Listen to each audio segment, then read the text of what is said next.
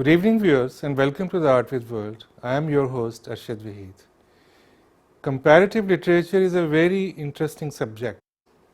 It helps us understand different societies, different people, and how people create art in different languages and different environments. Today, we have a very learned guest with us, Dr. Kausar Jamal, who has done extensive work on comparative literature between China and subcontinent. She is an accomplished poet, short story writer, translator, academician. In Urdu language, she is also a Punjabi poet, and she has also great expertise on Chinese language and literature. Thank you, Dr. Kausar, for being with us this evening. Thank you for having me. Thank you. I'm honored. I was just going through social media and I saw your great reception of your work in Lahore and Islamabad. You had functions in Lahore and then in Islamabad. How does it feel when you come back to Pakistan? I understand you live in Australia these days and currently you are visiting Pakistan. I am living in Australia for the last, I think, 25 years. But at the same time, I'm living in Pakistan. I never left Pakistan. So this time when I published two of my books, one is prose poetry and one is of anthology of my flash fiction and microfiction. The publisher and my friends in Lahore, they were very excited, wanted to have a book launch ceremony. So in Lahore, Pakistan Progressive Association, they organized this function. It was good gathering, good response, very good speakers. I'm really happy. And you met many old friends as well. And many old friends. Zoya Sajid was there. Then my friend, one of my friends came from Khanewal and from Rawalpindi, they went there. And among the speakers, Naeem Beg, he's a novelist. And then Saeed Ahmed, then Abid Hussain Abid. And the function was presided over by Hussain Majroo and Sabeen Ali. I think I'm forgetting few names, but okay. It was great gathering. Okay. The next day, Aslam Malik and Musarat Kalanchvi, they organized, that was mainly female writers gathering. Neelam Ahmed Bashir was there, Samina Ahmed, Parveen Malik, and many others. Dibras Sohail from Dubai. It was very interesting. I understand that most of your readers, they are, and the names you have taken just now, they are, I mean, champions of Facebook and social media. They are kind of social media sensation. And I had to ask many other questions of how about your art journey, but maybe we can start from here at this time. There are two things which you have used the social media very effectively, because I understand, I know that your previous work was first published by different publishers and then people came to know about that. But these two latest books of yours, basically these first appeared on Facebook and later you had a response from different people from all over the world. Different people commented on your work, your short stories, and on your poetry, and then later on you published them. So it also tells us a very interesting success story of how social media has overtaken now. It has kind of democratized publishing world. You are not dependent on great publishers, and your whatever you want to say, it reaches to the people instantly. I think it has freed writers from many restraints. Yeah. And when I was in Pakistan, I sent my short stories and they were published in Mahanama, Monthly Afkar from Karachi, and Maheno from Lahore, and Funoon, very famous literary magazine. Yeah, it's history now. Yes. So, but you will have to wait for such a long time and you really don't know what is the response of the readers. But in social media, it was amazing. The response from all around the world. And I made many valuable friends from in India, in Europe, in Canada, America, and of course in Australia. And it's also made you realize that maybe physically you live in Australia, but you have so many intellectual friends around the globe. I always felt myself. One of my poems is Zameen Zadi, daughter of earth. That was my spirit from the very beginning. So when I moved around in China or in India or in Australia, I always felt I am a global person. And social media realized that dream. So just for our viewers, I would like to further explain that Dr. Kausar has written short stories. She has translated Chinese stories and they are published. And she has also done a comparison between a great Chinese writer, Lun, and a great Urdu writer of subcontinent, Munshi Premchand. And currently, in recent times, she has written marvelous short stories in a new form of art which is called short microfiction or flash fiction. So I would talk to about that later on, but before that I would like you to tell us about your literary journey, how you got interested into literature, what was your initial interest in poetry, fiction and all that. You know, my times are in Pakistan, late 60s and up to student life, up to mid 70s. That was the time of, you know, awakening, social awakening, passion in the youth. We used to have student unions. We used to have intercollegiate speech competitions, essay writing competitions, going different cities. Before that, when I was in class 8, I developed my love for words. That is very strange. So we used to have a small dictionary, Ferozul Lughat, at home. Yeah, yeah. And it was a big one, I no, think. that was small. Okay. And when I started reading dictionary, that Yeah. I found every word a world, Okay. and I liked to travel through the world of words. And I would read dictionary for hours. So at that time, we used to read young newspaper. I used to like reading children's page. It was edited by Mustar Akbar Abadi. We used to call him Bhaijan. And my first story in class 8 was published, entitled A Smuggler. So a little girl, that was my imagination, a little girl, school-going girl, she helps police to arrest smugglers. That was, I think, the beginning point. My commitment with my society, people, for the betterment of society. And later on, that was my theme, that was my dream, that we should create better world for us, not only for us, for the whole humanity. So our was the generation which used to dream not for themselves, but the vast world for masses. And that was the time of slogans. And then I entered into college, women college, 6th Road, Okay. Girls College 6th Road.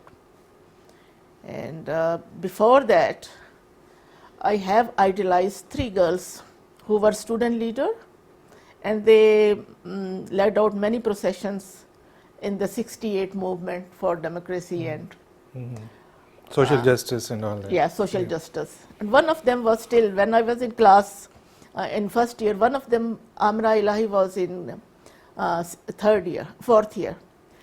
And she took me and my friend Anwar Sultana Malik. We used to write at that time in extensively in children's page and women's page and students' page. So that was a meeting led by, that was NSF, National Students Federation's meeting, led by Rashid, Pervez Pervez Rashid, Rashid. who is now very active member of Yes, yeah, that time PNB. Muslim, tall, fair complexion guy, very smart. After a few days, our principal called us, me and Anwar Sultana Malik, and we both were tiny girls, belongs to lower middle class, not very confident.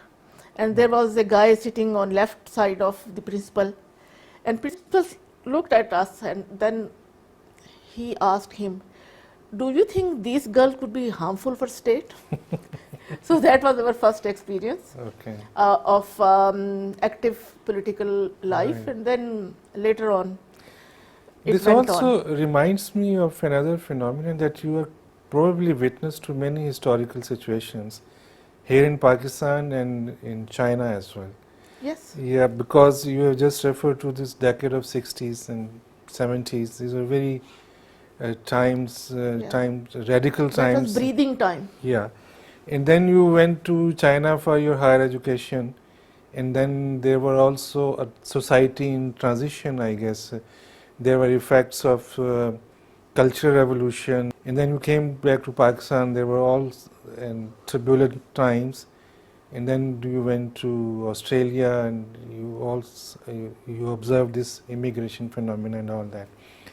So you have just spoken about the 60s days, 60s decade, 60s era in Pakistan.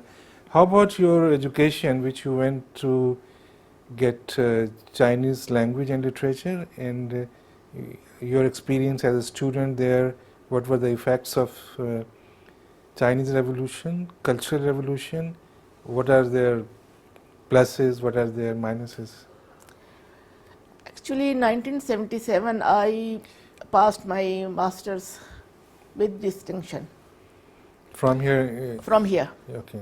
in Urdu literature. Okay. And at that time, I think that was the completion of master's in some subject, Yeah. in first division, first position. But I wanted to see more world. I wanted to learn more. Especially, I wanted to study socialist country Okay. because we were progressive. Mm-hmm. So I received scholarship, and there were 6 students in our batch. Mm-hmm. We went to Beijing. Okay. We call it Beijing. It is usually people We call it Beijing, Beijing, Mhm.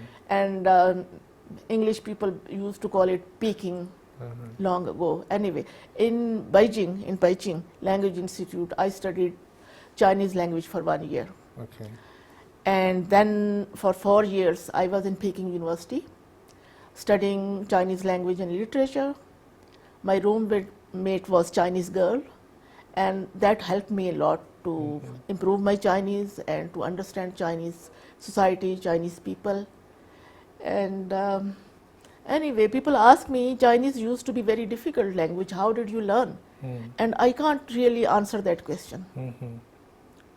I don't know, maybe in my genes or but anyway, I was very fluent in, I received very good marks in Chinese all the time. And then Chinese people's response, sometimes they used to ask me which part of China you belong to after listening to me. So that was a great Okay. recognition. As far as those times are concerned, from 1977 to 1982, that was transitional period, great period. The effects of cultural revolution was still there. People were reserved. Life was very simple.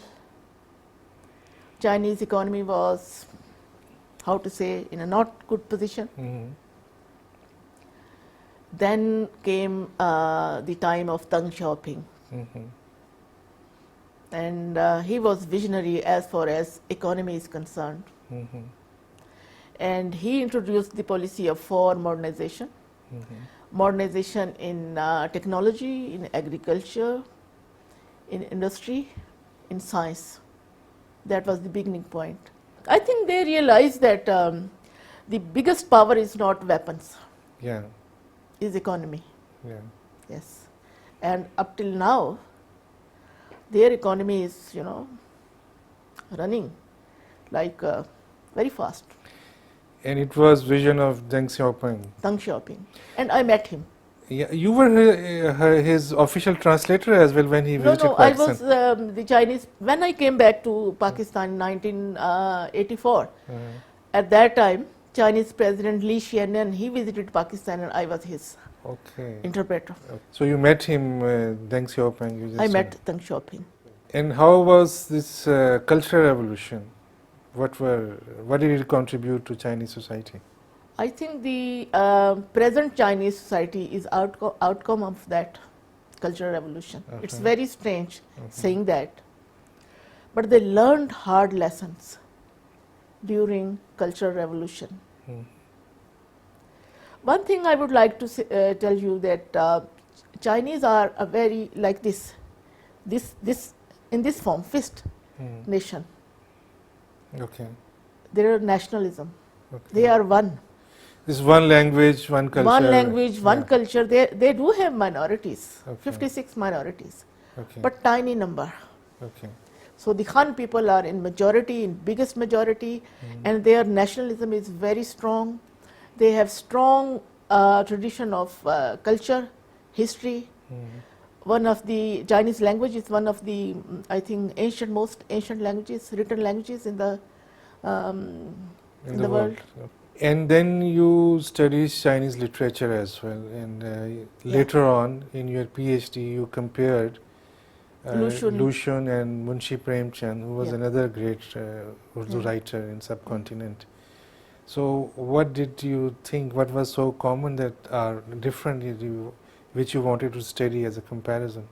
Actually, I wanted to introduce these two giants and these two great civilizations to my own country people in Urdu language. Okay. Initially, I wrote my thesis in Urdu, then it was translated into Chinese as well. Okay. So, Lu Xun was born in 1881. Premchand was born in 1880. Gorky was born a little before them. But these three giants passed away in the same year, 1936. Okay. So, 1936 was the year when Progressive Writers Association in India was formed. Yeah. And Premchand delivered his presidential speech. Yes. And his last short story, The Shroud, Kafan. Yeah, it's very famous. Very famous, and that is the true beginning of Urdu short story, modern Urdu short story. Okay. People say that Urdu short story was begun by Rashidul Khairi. But I always ask question, was that a story? Was that a modern short story? So modern short story begin with Munshi Premchand. Okay. Well, Lu Xun, people know about a lot about Lu Xun. Yes. He is the giant in modern Chinese literature. He was favorite of I think Mao Zedong, Zhou Enlai, but he was independent of any party's discipline. Okay. Chinese Communist Party was established in 1921, and Lu Xun passed away in 1936. He never joined that Communist Party, Okay. and he established the freedom of a writer, Oh, which great. I also uphold that Okay. principle. Okay. He wrote the first modern short story, Chinese short story, in modern Chinese literature. That is Madman's Diary. You may have read, very Yeah, famous. Gogol's were also a short story, Madman's Diary, but his one is very different. Okay. In that short story, the main character, the protagonist, he is an intellectual and used to read Chinese scriptures and Chinese classical literature and history. And what he writes, that when I carefully read between the lines, there was only one word, man eating, man eating, man eating. And he called that old feudal society man-eater society. From that, he wrote many short stories, he wrote poems. Later on, he sacrificed in a way that people need to understand immediately. So he started writing columns. He was a great thinker. And when I found similarities in those two writers, that was the similarity of time. Both the countries were struggling for their freedom, their progressive outlook, their connection with their people, with downtrodden. They wrote very good stories about the plight of women, their characters, same characters. So I compared their characters, their literary viewpoint, their treatment. And later on, I came to the conclusion that they left a living, in both the languages, a living literary tradition. So you have introduced a lot to Pakistani readers about China and Chinese languages, like this translation of a Peacock Maiden, which you translated from Chinese. It was translated into more Shahzadi. Okay. And in the city of Chinese Mongols, modern Chinese language, and Urdu in China. How is Urdu in China? They have some department as well in... special department in Peking University, and Professor Aftab Iqbal Shamim was the most favorite professor of Chinese. He taught them Chinese for more than 12 years in different times. Really? Yeah. Then you came back to Pakistan and you served in Namal. I served as in Chinese senior Chinese instructor, I guess. As lecturer. As lecturer. Yep. Okay. And your short stories came in that period or after that? Jahan-e-Digar, The Other Worlds. After that, when I was in Australia. Okay. When I was in teaching Chinese, all three books were published. One, I think I missed Garland. Is it? It's okay. It's not Yes. here. Yeah. Academy of Letters published that Okay. Right. book. Garland is, I published using the title of Mehkte Haar. Okay. So the story behind that book is very interesting. I would like to share. Yeah. Two Chinese poets, Wan Jie and Yuan Ying, they visited Pakistan in 1963 Okay. as writers, and they traveled along so many cities, and they wrote poems in Chinese language. And nobody translated it. So in 1984, I translated, Academy of Letters gave me this assignment. I translated direct from Chinese to English, Okay. Chinese to Urdu. Interesting thing is, in 1985, when I went to China with the writers delegation as interpreter, Yuan Ying visited me in my hotel room Really? with lot of gifts. And he said, 20 years ago, we wrote these poems. Only now, Pakistani people can read our emotions, our feelings for them. Wow. He was so grateful. So the translator is a bridge, like a bridge, bridging, between civilization and between people, and transporting love from one land to other. Yeah, that I totally agree with you. So are you also translating something now as well? Yes, in my pipeline there are many translation books. One is, I have translated Chinese short stories from Madman's Diary until the end of Cultural Revolution and the beginning of war modernization. This is the period of 60 years, more than 60 years. And this is the most important period in modern China. So the title of that book is 20th Century's China, in the mirror of Chinese short stories. Okay. Another book is selection of Lun and Premchand's short stories and their introduction. And you have translated them? Yes. Lushan. Yes. Wow, well, great. Yeah. Wonderful job. Looking for appropriate publisher. Okay. Yeah, finding publisher is a not easy task. Yeah. There are a lot of problems in publishing industry in Pakistan. Yes, especially for writers who are living abroad. Yeah, even for those who are living here, Mhm. things have not changed much.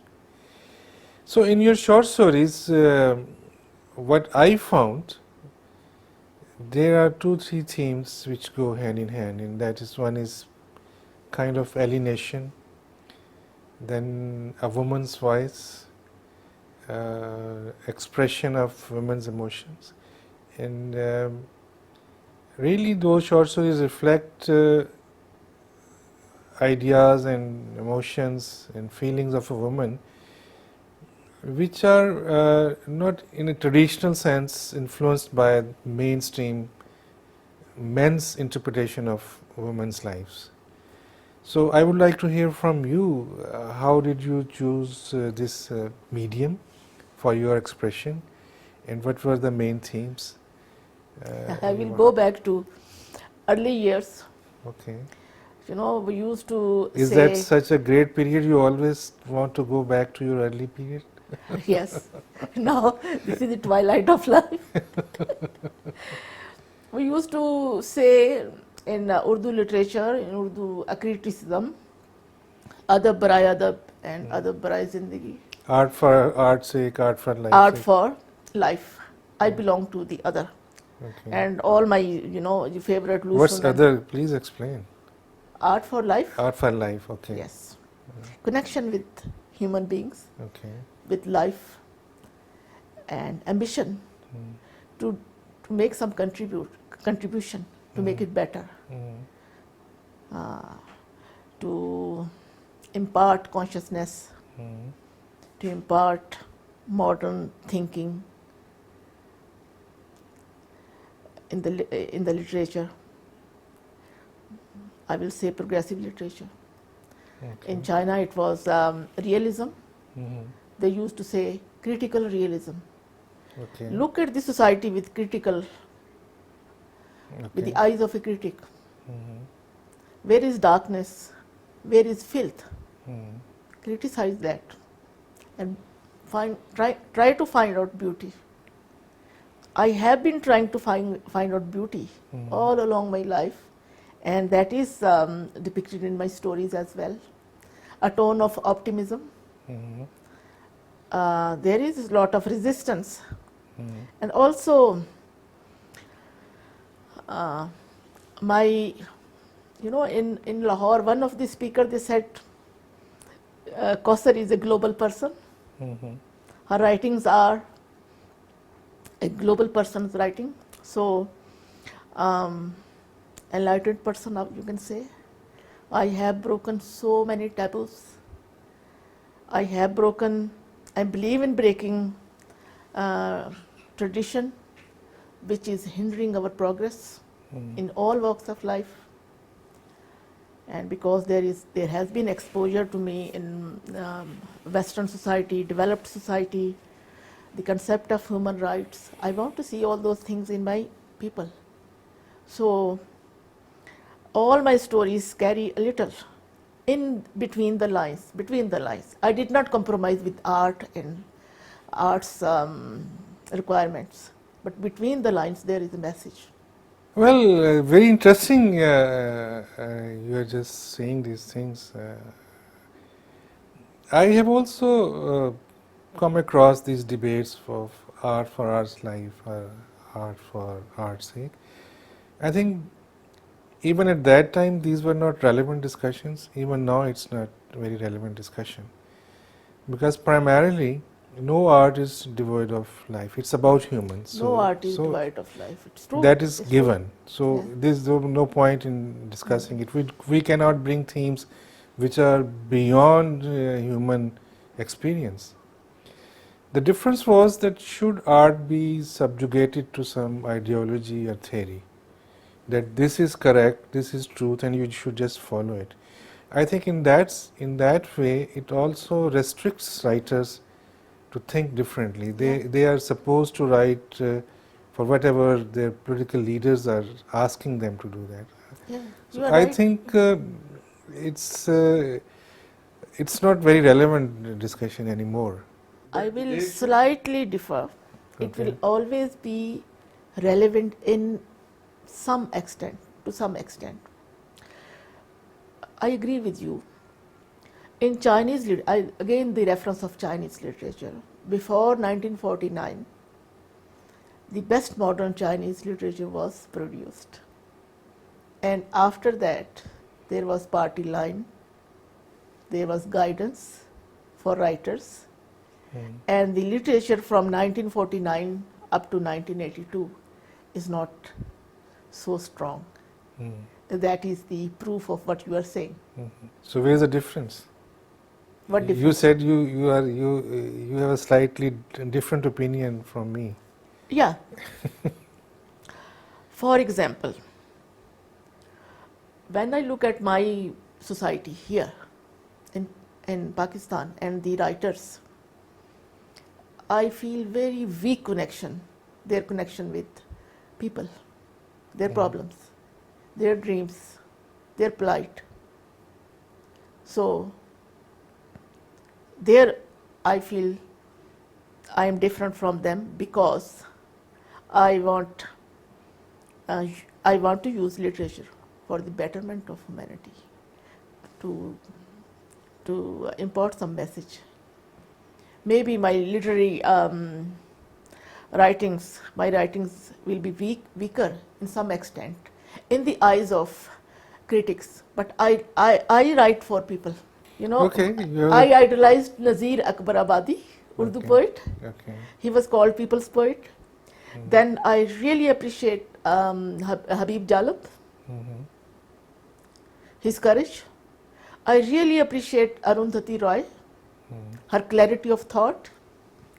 So it is not just writing, it is your life, Mhm. how you act in your life. What about Sartre? He refused Nobel Prize even. Well, that was a different Different reason. story. Yeah, it But was his all own these personal great thing. writers were. He said that he didn't want to be recognized as Nobel laureate, Sartre Nobel laureate. So that was a different thing. But he stood for the people's right. Yeah, Algerian Algerian people's national right. liberation Yes. movement. He stood Yeah, with that. liberation movement. All these great writers, Russian writers, all that. Hmm. So, to that extent. Well, I agree with you. Nazir Akbar Abadi, Habib Jalib, they were great poets and I like them. But it doesn't mean that we can belittle the poetry of our classic I poets, am not. or even Faiz Ahmad Faiz, or even Nurmim Rashid, or even Majid Amjad. I tell you about Ghalib. You know, when I was doing masters in Urdu literature, I read to learn by heart all these their couplets. It was very difficult for me. Mm. But during my life, whenever something extraordinary happened, and I wanted to explain that, Ghalib's couplet, Yeah, I recalled. yeah, So he is inside me. okay. And Mir Taki Mir, Yeah, they were great. and Yeah. Faiz Ahmed Faiz. Yeah, yeah. And I also found a paradox in your fiction. You say that you belong to this so progressive writers, whatever ideology it is or thoughts. But at the same, I continuously find a motif in your writings which is alienation, as if you do not belong to this, the world surrounding you. You have created another imaginary homeland where you want to live and survive, which is totally different from the world you are currently interacting with. Even the titles of your book, like Jahan-e Digar, the other world, Nigah-e Digar ki roshni, the light of another eye, or your very famous short story Satwa Mantka. I mean, you try to create another world, as if this world is not worth living, right? So, if you are a progressive writer, then you have to go through the whatever the world surrounding you is. You have to deal with that. You have to confront with that. You have lived in that very reality which you want to escape otherwise? I will ask you one question. It's Where about you. Where you put Abdullah Hussain and his writings? Well, I like him. He is a progressive writer. No, but my question is in your writing. Yes. Yeah. You know, one writer has. And by the way, he is not that staunch progressive writer. He is a great writer, and he. So you can count me as not that staunch progressive writer. Or the other day Munir Fayaz said new progressivism. Okay. So my stories, my writings will determine Okay. what type of progressive I am in literature. Okay. I am a progressive person in my life, Yeah. right? In literature, I do not compromise with cliches of thought and technique and treatment, Okay. right? As far as Jahan-e-Digar, the Another Word, or the In the Light of Another Eye View, all the writers, they do have their other world with them, Okay. world of imagination, Mm. right? All the writers. So I do have. Okay, you talked about Abdullah Hussain. I would just like to ask you, who are your favorite short story writers, or fiction writers for that sense, who you like, who inspired you, and It started with Gorky's mother, uh-huh. and in my student years when I was in Pakistan, then other Russian writers, Dostoevsky and Tolstoy, then Chinese writers, Lu Xun, Komaro, Pingxin.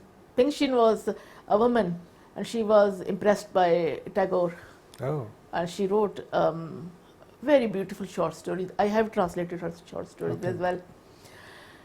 Then Hardy, I like Thomas Hardy. so depressing.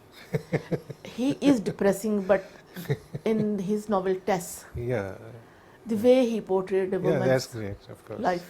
Yeah. And then Flaubert, Oh, Madame Bovary. Gustave Madame Bovary, Yeah, you know. Sometimes you feel strange how a man could write yeah. It's the, not only the he. agony but- of woman, Yeah, so deep agony of woman. yeah. And same you can say about Anna Karenina. Yes, Tolstoy Anna Karenina, created. yeah, yeah. And same you can say about Heer Waris Shah. Matlab, Heer was written by Waris Shah, and how great, skillfully he has Yeah. portrayed Yes. a woman in that Yeah. society. Yeah. Why women didn't write so much, so famous books? I would quote Virginia Woolf. Mhm. What she says, anonymous in the history is always a woman. Mm.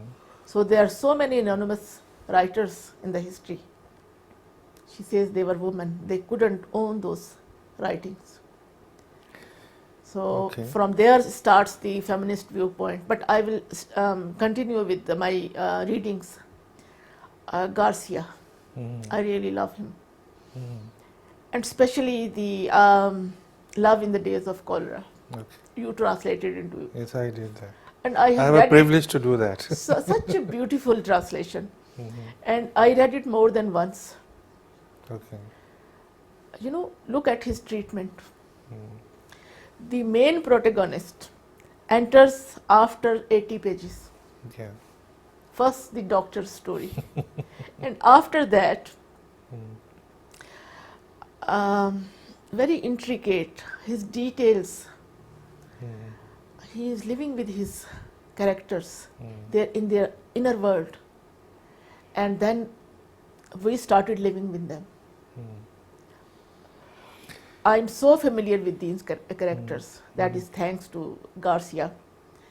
And in Pakistan, Quratul Ain Urdu, Quratul Ain Haider, Mhm. her Aag ka Dariya. River of Fire, Aag Yeah. Ka Dariya, Yeah. and Housing Society. Mhm. That was the beginning of when she came here. She could see the future of This country. Pakistan. Yeah. I would like to ask about your microfiction and flash fiction, because these are new things introduced into our language. And as you have used social media, and you have also introduced these new kind of short stories to us. So why did you switch over to microfiction and flash fiction?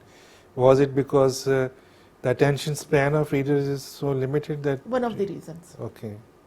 But another reason is typical of my life. Okay. 14 years ago, my daughter born. Then I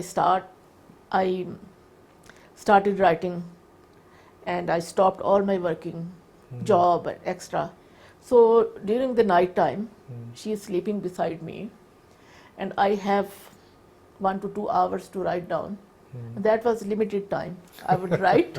I would write in a short form, Okay. and then it became my style. Okay. Another thing is, the publisher has missed one page in this book, cactus flowers. That was the quotation of Shakespeare. Okay.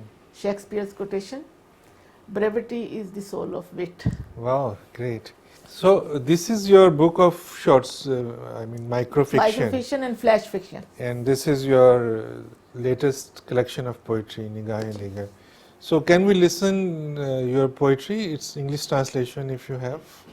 I know you are a Punjabi poet as well, but this time we'll just have. Yeah, this is the translation of my Urdu poem. Okay. The title of poem was Kache Khalone. It is translated by Kamran Alavi into the terracotta twice. He illuminated the forehead of the night with the sun and brightened the trails so that people may not lose the direction. Traveling by the day, he said, he is the guardian, the provider, the helper, but only for those who help themselves. Great. And whenever the destruction triggered by humans and his apathy crossed the limit, we came to realize his indifference. We worked harder than the ants to give some meaning to life, but the questions surrounding it kept on shattering our intellect, our beliefs, and our convictions. The way naughty children break the toys made of clay. Ah, beautiful. Great. So it was translated by Kamran Alvi. Yeah. So what are your upcoming projects now? What are the... As I've told you, translation of Chinese short stories, my short stories, anthology of my proper short stories under the title of Other Side of the Tunnel. Okay, right. And then my thesis, then Chinese folk stories, Okay. the wisdom of Chinese, folk wisdom of China, under the title. And I think some others. All right.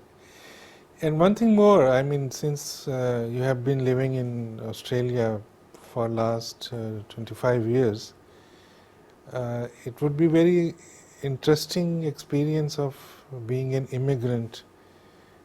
I mean, both its problems, both its benefits, and the diaspora living over there. Would that also be reflected in your short stories? Yeah. Yeah. In my Jahan-e-Digar, Okay. the first anthology, and maybe the next coming Next one. in future. Okay. And very interesting, Okay. eye-opening experience. Okay. You know, always such experience give us comparison, and we understand better realities and things and people. So I think first few years were years of struggle. I was Urdu medium, studied Urdu medium, and then I had to juggle around different languages and English. So I improved my English Okay. and worked for almost, I was a high level translator and Okay. interpreter. So worked all the government agencies and courts, Okay. and many stories of immigrants Okay. I came across, Right. became my experience. There must be issues of alienation, loneliness, Yes, and a lot of other struggles one had to do. yes. Yeah. Struggle, on one side there is struggle, on other side there is a sense of protection, Okay. comfortable life, and especially the professionals, they are having very good life there. Okay. And then women are protected there, Mm-hmm. government protects, law protects. Mm. So many domestic violence cases I Mm. came across where I literally saw Pakistani men crying that everything, we are losing everything here, Mm. and women are empowered in this society. Okay. So, Dr. Kausar Jamal, it's wonderful talking to you, and I think you should keep visiting Pakistan more often. And we would love to have your new short stories and read them. Thank you very much for being with Thank us. you for having me. I really enjoyed as well. Okay. So, viewers, thank you for watching us. See you next Sunday, same time.